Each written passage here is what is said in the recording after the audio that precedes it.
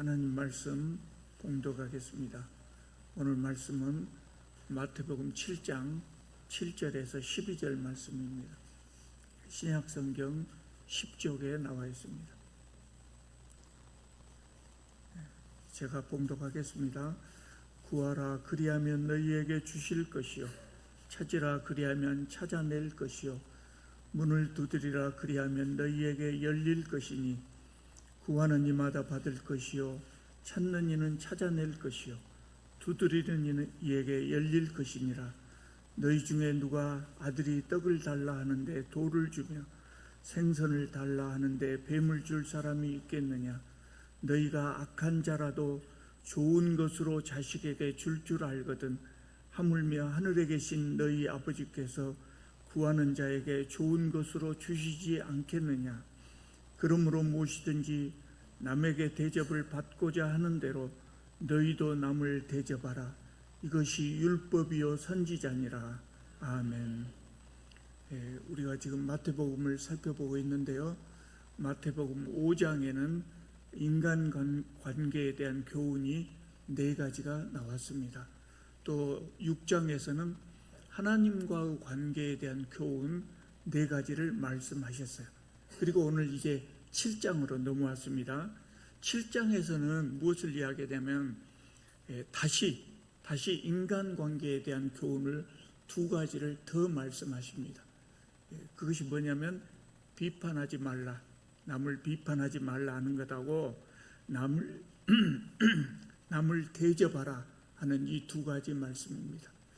비판하지 말라 하는 말씀은 앞에서 우리가 봤던 여러 가지 교훈에 대한 말씀하고 많이 비슷한 점이 있어요. 그래서 그것은 간단하게 설명하고 오늘은 이제 남을 대접하라 하는 말씀에 대해서 주로 말씀드리겠습니다.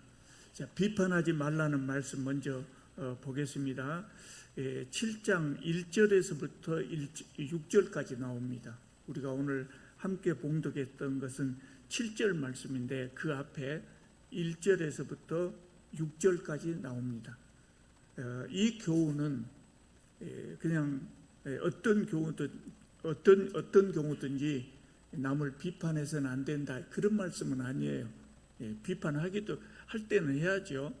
한데 이 교훈은 남을 비방할 목적으로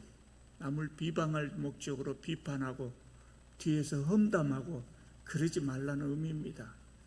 예수님은 이 말씀하시면서 왜 그러는가를 또 자세하게 설명해 주셨어요.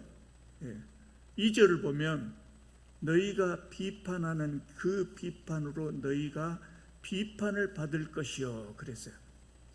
왜 비판하지 말라는 겁니까? 나도 비판을 받을 수 있기 때문에. 내가 남을 비판하면 나도 남에게 비판을 받을 수 있어요. 우리가 남을 비판하면 상대방이 너는 얼마나 잘하냐? 너도 전에 그러더만.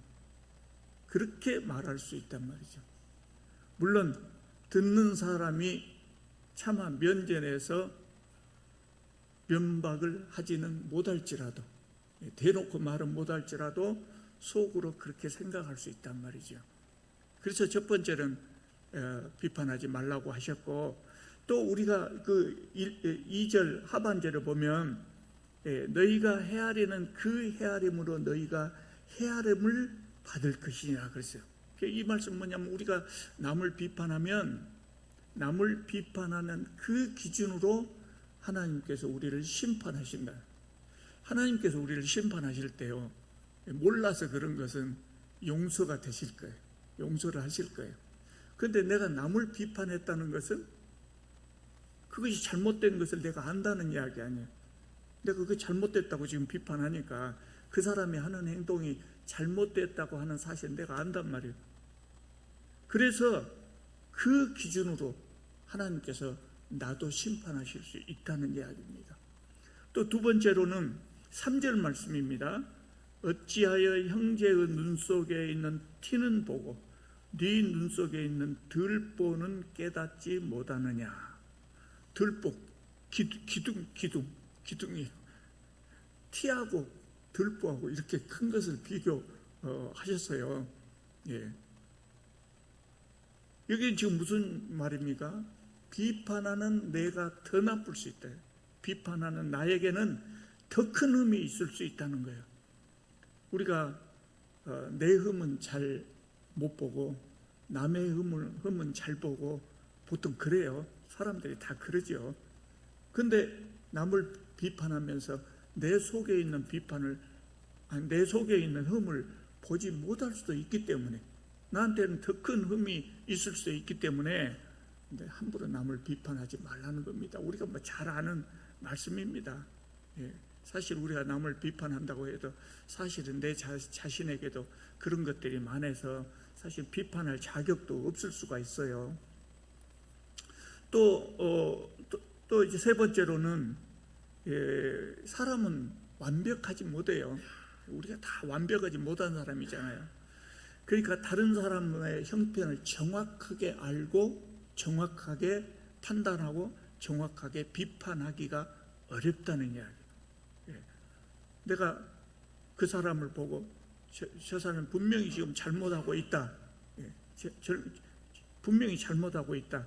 이렇게 판단을 하고 비난을 했는데 나중에 봤더니 그것이 아닌 경우가 있을 수 있단 말이죠.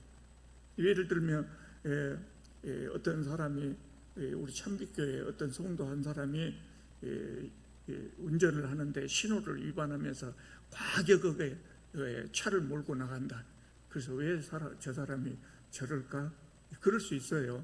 그럴 수 있는데 나중에 알고 봤더니 참 위급한 환자를 차에 싣고 가느라고 그랬다. 그럴 수 있거든요. 근데 우리가 다른 사람의 상황을 모든 것을 완벽하게 파악하고 비난하는 것은 아니기 때문에, 또 그럴 능력도 없기 때문에 섣불리 비판해서는 안 된다는 말씀이에요.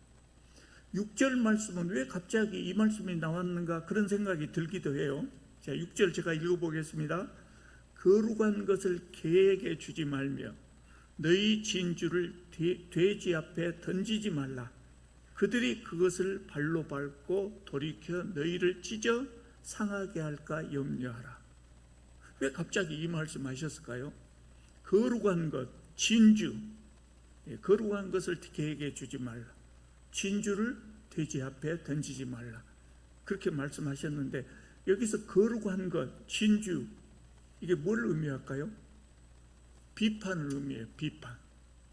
비판을 의미하고, 비유가 좀 우리말하고는 좀 어감이 다르니까 예수께서 그렇게 말씀하셨지만, 개나 돼지라고 비유한 것은 조금 얼른 우리에게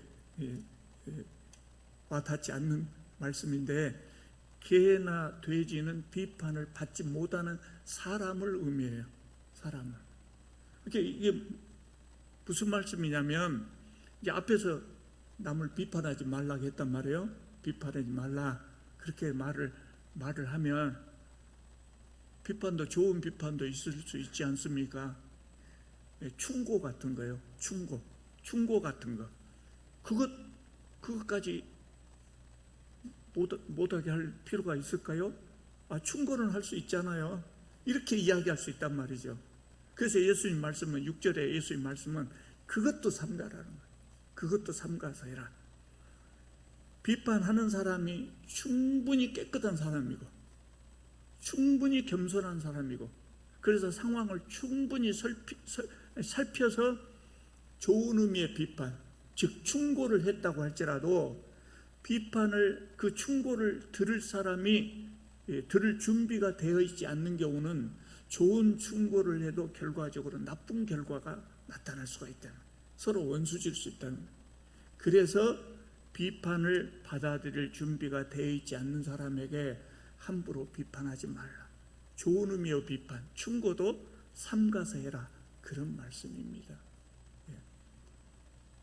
비판하지 말라는 말씀은 아까 서두에 말씀드린 것처럼 어떤 경우에도 비판하지 말라는 말씀은 아니에요. 꼭 비판이 필요한 경우도 있어요. 공적인 징계를 위한 비판, 공적인 일에 있어서는 비판해야죠. 우리가 교회에서든 사회에서든 질서를 바로 세우기 위해서는 옳고 그름을 따져야 될 때도 있고 징계가 필요할 때도 있어요. 그래서 그것을 위해서 공정한 비판, 또 공정한 심판, 이거는 해야 됩니다. 비판하지 말라 그래서 어떤 경우에나 비판하지 말라고 하는 것으로 잘못 생각하고, 교회에서도 그런 일이 있거든요. 무슨 이야기하면 성경에서 비판하지 말라고 했는데 너는 왜 비판하냐, 그럴 수도 있어요. 근데 어떤 경우에도 비판하지 말라는 말씀은 아니에요. 공적으로, 교회에서든 사회에서든 공적인 비판, 잘못된 것을 바로잡기 위한 비판은 이야기를 해야죠. 어떤 지난달에 어떤 유명한 목사님이, 유튜브에 잘 나오는 목사님입니다만, 이 목사님이 윤석열의 그 계엄에 대해서, 비상계엄을 선포한 것에 대해서 말을 잘못해 갖고 구설수에 지금 많이 오르고 있어요. 그분이 무슨 말을 했는가 제가 한번 일부러 찾아봤어요. 그랬더니 뭐라고 말을 했냐면, 네가 옳은지 내가 옳은지는 하나님만 아신다. 그러니까 네가 옳은지 내가 옳은지 이 판단은 좀 유보하고 우리가 나라를 위해서 기도합시다, 이렇게 이야기했어요. 이분이 이제 나중에 그것에 대해서 해명하는 글도 쓰고 그랬어요. 그래서 제가 읽어보니까 이 말씀을 그분이 설교 시간에 했던 것은 납득이 가요. 납득이 가는데, 그런데 좀 부적절한 말씀이었다, 그런 생각이 들어요. 왜냐하면 성도들에게 혼돈할 수 있게 했단 말이에요. 네가 옳은지 내가 옳은지는 하나님만 아신다. 틀린 말씀입니다. 이런 말씀들이 교회에서 자꾸 이야기가 되어가지고 성도들의 판단을 흐리게 해요. 네가 옳은지 내가 옳은지를 왜 하나님만 아세요? 우리도 알거든요. 제 표현이 조금 교만한 표현입니까? 아니에요. 하나님은요, 우리에게 사리 분별할 수 있도록 지성을 주시고 이성을 주셨어요. 저는 하나님께서 우리에게 주신 선물이 너무 많은데, 그 중에서 제가 늘 느끼고 감사한 것이 뭐냐면, 우리에게 생각할 수 있는 이성을 주고 사리를 판단할 수 있는 지성을 주셨다고 하는 게 너무나 감사해요. 우리는 모든 판단을 하나님께 다 맡겨서는 안 된다. 우리가 판단해야 돼요. 성경도 그래서 주신 거예요. 하나님의 뜻을 여기다 주셨어요.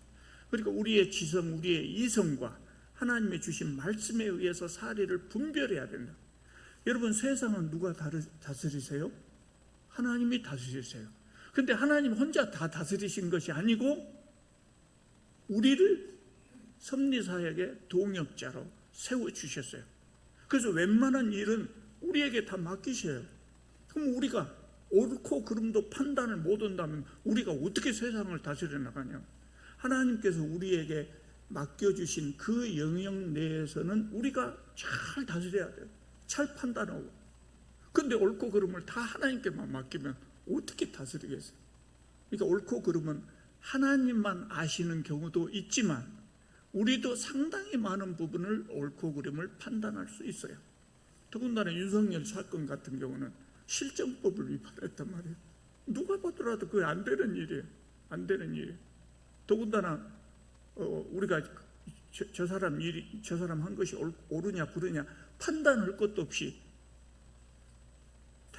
공중파 텔레비전에서 실시간으로 중계방송을 해갖고 온 국민이 다 봐버렸어요. 그걸 뭐 판단하고 그럴 것도 없잖아요.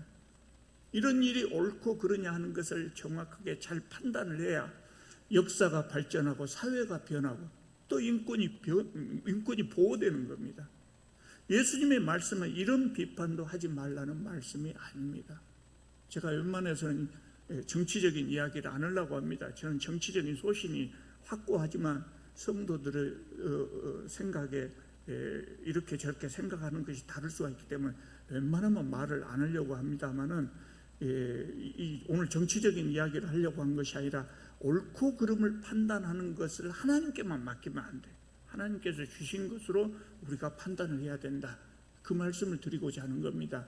그러니까 오늘 본문 말씀에 비판하지 말라 하는 이 말씀은 무슨 말씀이냐면 이런 것까지 하지 말라는 말씀이 아니라 제대로 알아보지도 않고 비방을 목적으로 사적으로 정죄하고 뒤에서 험담하고 이래서는 안 된다는 거예요. 특히 교회에서 여러 가지 말이 많이 나오는 이유가 그거거든요. 교회도 사람들이 많이 모이다 보니까 그런 것들이 수시로 일어나요. 우리는 그런 것들을 정말 조심하고, 우리가 입조심을 하면은요, 조심할 것이 많이 있지만 입조심을 하면 상당히 많은 부분이 해결됩니다.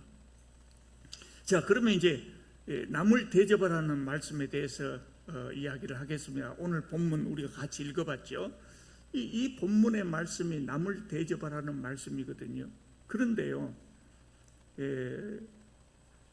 6절을 우리가 같이 읽었죠. 6개 구절을 읽었는데 7절부터 11절까지 앞에 5구절은 기도에 대한 말씀만 하셔요. 기도에 대한 말씀이 나오고, 그리고 12절 한 절에서 남을 대접하라 이 말씀이 나와요. 그런데 그래서 별개의 말씀처럼 보이는데 그 말씀을 보면 한 문단으로 되어 있어요. 한 문단으로 되어 있다는 이야기는 같은 이야기라는, 같은 이야기.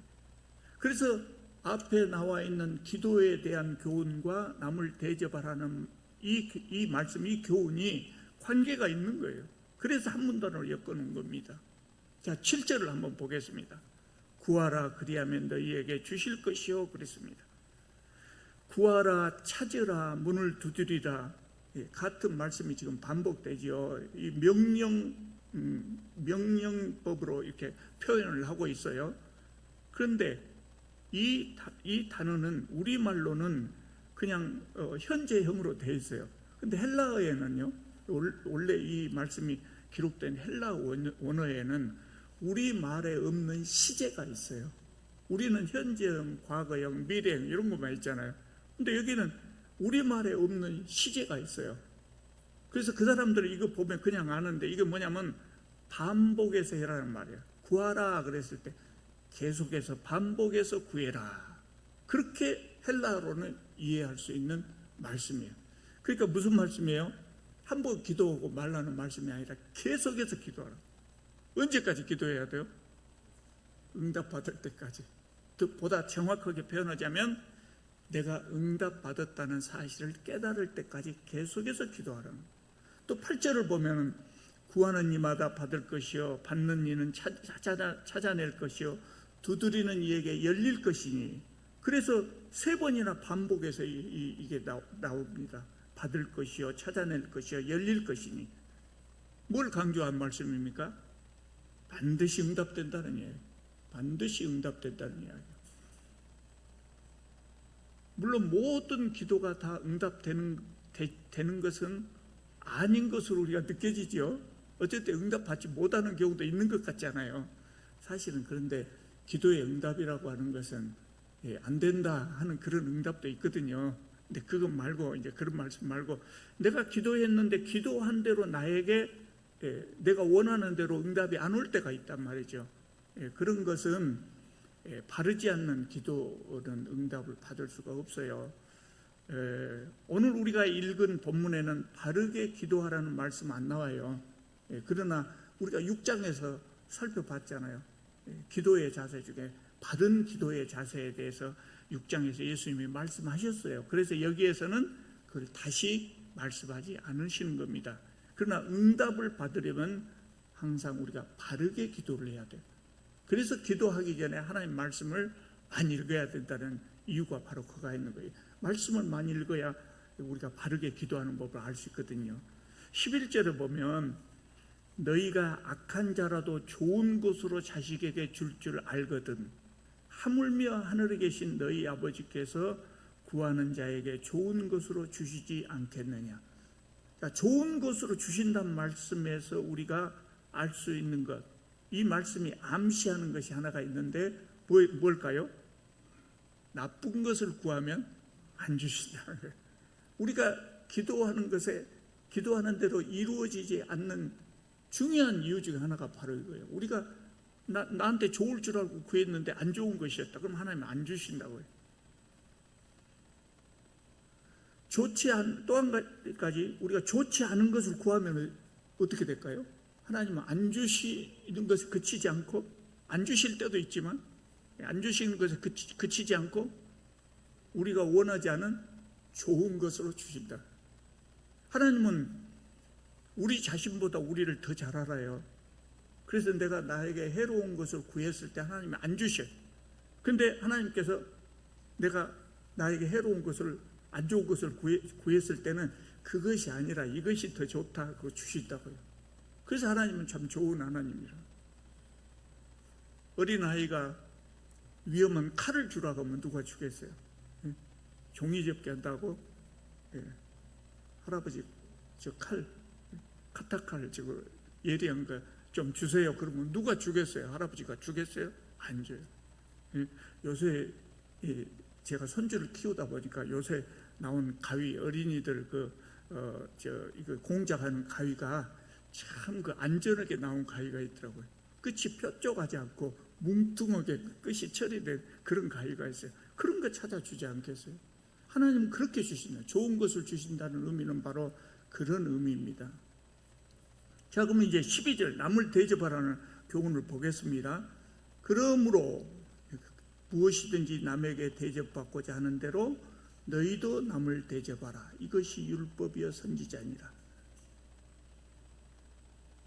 이 말씀이 앞에 나와 있는 기도에 관한 말씀에 이어진 말씀이다 하는 그 증거가 어디가 있어요? 그러므로라고 했잖아요. 그러므로 시작. 갑자기 생뚱맞게 남을 대접하라는 말씀이 나온 것이 아니단 말이에요. 그러므로라고 연결되어 있어요. 그러면 앞에 말씀하고 연결해서 이걸 해석하면 어떻게 연결할 수 있을까요? 하나님은 우리가 구하는 것을 꼭 주신다. 하나님 우리가 구하는 것을 주시니까 그러므로 염려하지 말고 남을 대접하라. 그 말씀이에요. 뭘 염려해요? 나 먹을 것도 부족하면 어쩔까? 그런 거 염려하지 말고 하나님께서 우리가 주실 것을 믿고 남을 대접하라는 이야기예요. 그래서 이것이 다 앞에 나온 5절, 7절에서 11절까지나 또 남을 대접하라는 이 말씀이나 다 똑같이, 물론 앞에는 기도하라는 교훈으로 기도에 대해서 우리에게 설명을 할 때 요 말씀을 들어서 기도에 대한 설교도 하고 그럴 수 있어요. 그러나 전체적인 의미는 대접하라, 남을 대접하라는 그런 의미입니다. 그러면 예수께서 남을 대접하라고 간단하게 말씀하지 않으시고 왜 이렇게 기도에 대해서 장황하게 설명한 후에 남을 대접하라고 그렇게 말씀을 하셨을까요? 우리 속담에 곳간에서 인심이 난다는 말이 있어요. 곳간에서 인심이 난다. 뭔 말이에요? 내 곳간이 좀 채워져 있어야 남에게 베풀기도 한다는 거예요. 내 곳간이 텅 비어 있으면 주고 싶어도 못 준다는 이야기예요. 자기 먹을 거 부족한데 어떻게 남에게 충분히 대접하겠어요? 예수께서 이것을 잘 아시죠. 잘 아시기 때문에 이 말씀하신 거예요. 그러니까 앞에서 하나님은 우리 아버지다. 아버지가 자식들에게 좋은 것을 주시지 않겠냐? 우리가 구하는 것을 다 주신다. 그러므로 걱정하지 말고 먼저 남을 대접하라. 이렇게 말씀하신 거예요. 나 먹을 것도 충분하지 않는데 남을 대접한다. 대단히 어려운 일 아닙니까? 근데 예수님 말씀은 그렇다고 해서 남을 대접하지 않는다고 하는 것은 하나님에 대한 신뢰, 믿음이 부족한 것이다. 이것이 예수님 말씀의 핵심이에요. 자, 그러면 우리는 누구를 대접해야 될까요? 누구를 대접해야 될까요? 보통 사람들이 남을 대접할 때 대접하는 것을 잘 보면은요, 주로 누구를 대접받냐면 나보다 나은 사람을 대접하는 경우가 더 많습니다. 나보다 못한 사람보다 나보다 나은 사람을 대접하는 경우가 우리는 일반적으로 그것이 더 많습니다. 그래서 대접한 대로 대부분의 경우는 돌려받게 됩니다. 직장에서 여러분들 직장을 어땠는가 모르겠습니다만 저는 직장에 다닐 때 직장에서 점심시간에 함께 식당에 갑니다. 함께 옆에 있는 사람들하고 같이 식당에 가면 밥 먹고 나오면서 카운터에 맨 먼저 간 사람이 밥값을 냅니다.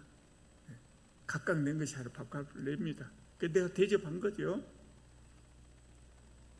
그러면 다른 사람이 그대로 항상 이 사람보다 내라고 그냥 보고만 있지 않아요. 다음번에는 또 다른 사람이 밥값을 냅니다. 이렇게 내가 대접하고 대접받고 그런다고요.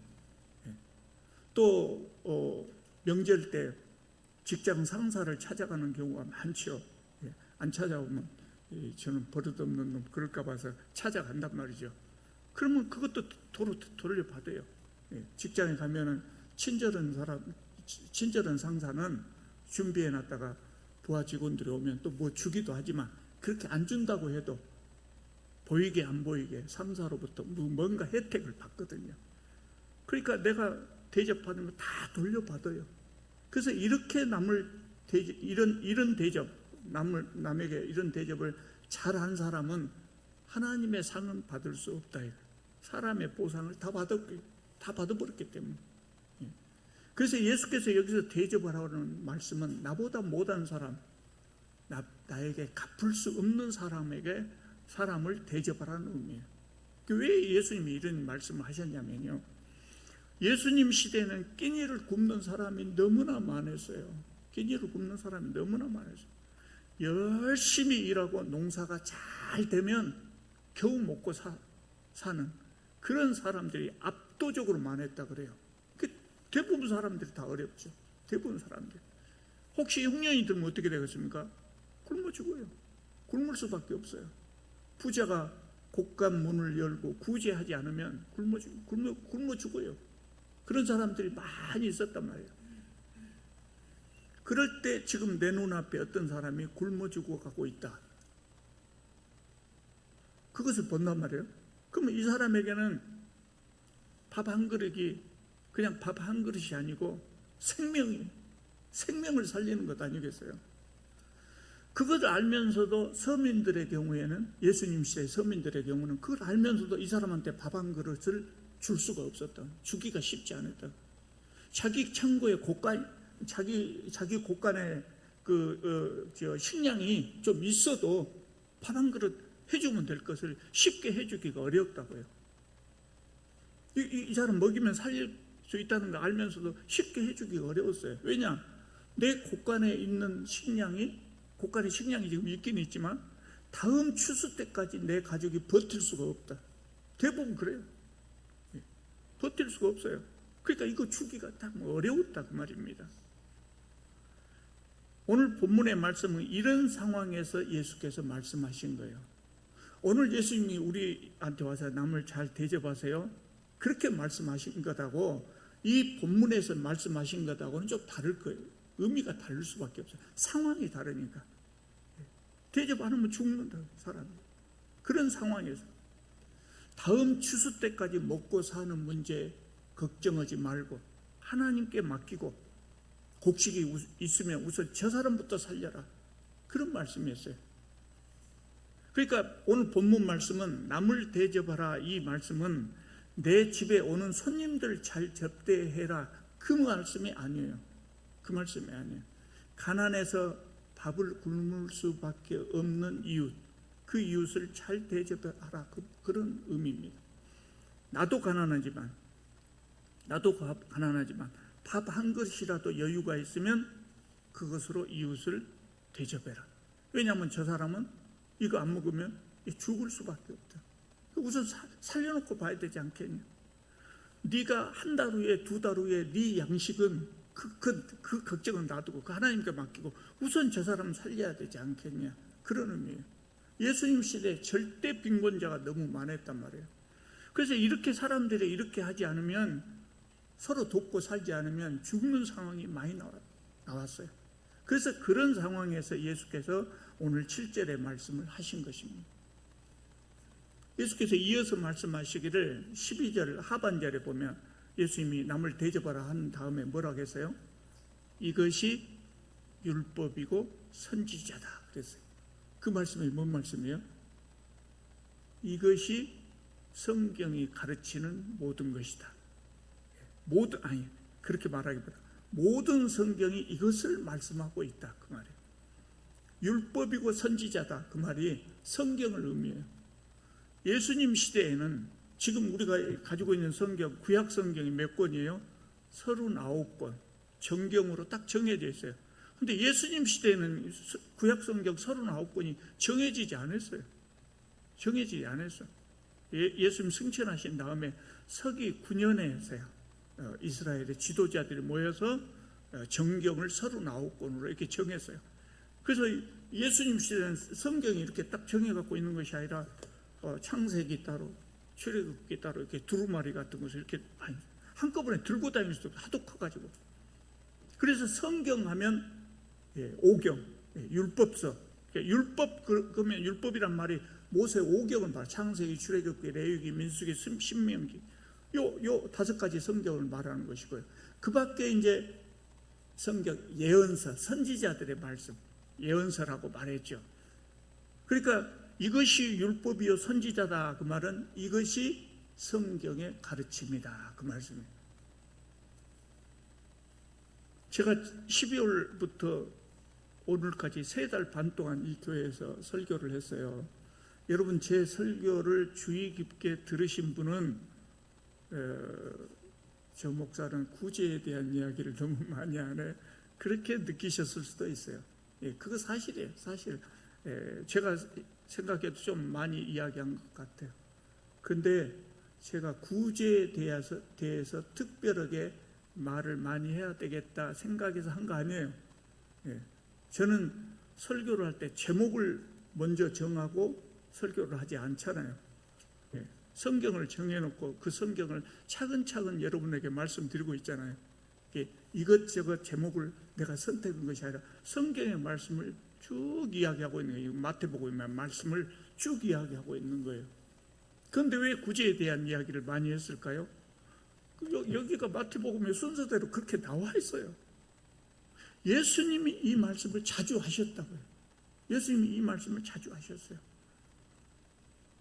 그리고 더군다나 예수님은 아까 말씀드린 대로 이것이 율법이여 선지자다. 성경 전체의 가르침이 결국 이것이다. 이거 예수님의 말씀이었어요. 예수님은 이 다음에도 마태복음 아직 안 끝났습니다. 이제 많이 남았는데 이 다음에도 이런 말씀, 구제에 대한 말씀을 남을 잘 대접하라는 말씀을 이 다음에도 많이 하셔요. 그 시대 상황이 굉장히 그랬어요. 오늘 우리 시대 상황은 어떻습니까? 우리 잘 먹고 살잖아요. 그렇게 옆에 있는 이웃에게 막 구제하고 아내도 다 잘 먹고 살고 또 어려운 사람은 우리 복지제도가 상당히 잘 되어가지고 나라에서 다 먹고 살게 해줘요. 그럼 우리는 구제 안 해도 될까요? 우리나라만 보면 그렇지만 아직도 세계에는 못 먹고 산 사람이 너무 많아서 거기도 봐야 돼. 거기도 봐야 돼. 주기도문에서 제가 말씀드린 대로 예수님은 일용할 양식을 구할 때 나와 내 가족을 위해서 구우라고 하지 않고 우리를 위해서 구우라요. 우리를 위해서 많은 사람들을 위해서 구우라고 해요. 그렇게 말씀을 하셨거든요. 우리가 못 살던 60년, 70년대에는 다른 나라 사람들 도움을 굉장히 많이 받았어요. 굉장히 많이 받았어요. 그래서 이제는 우리도 이제 도울 때가 왔다는 거예요.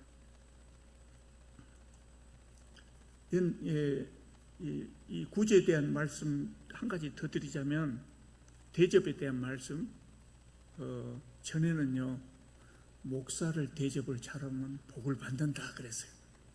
목사를 대접을 잘해야 된다. 그래야 복 받는다 그랬어요. 여러분도 그러셔야 될까요? 아니요. 목사를 대접을 잘하면 복 받는다 그 이야기는 60년대에 나온 이야기예요. 그때는 그랬어요. 목사를 대접을 잘하면 복 받았어요. 왜 그랬을까요? 60년대 70년대 전반까지만 해도 우리나라가 참 못 살았어요. 참 못 살았어요.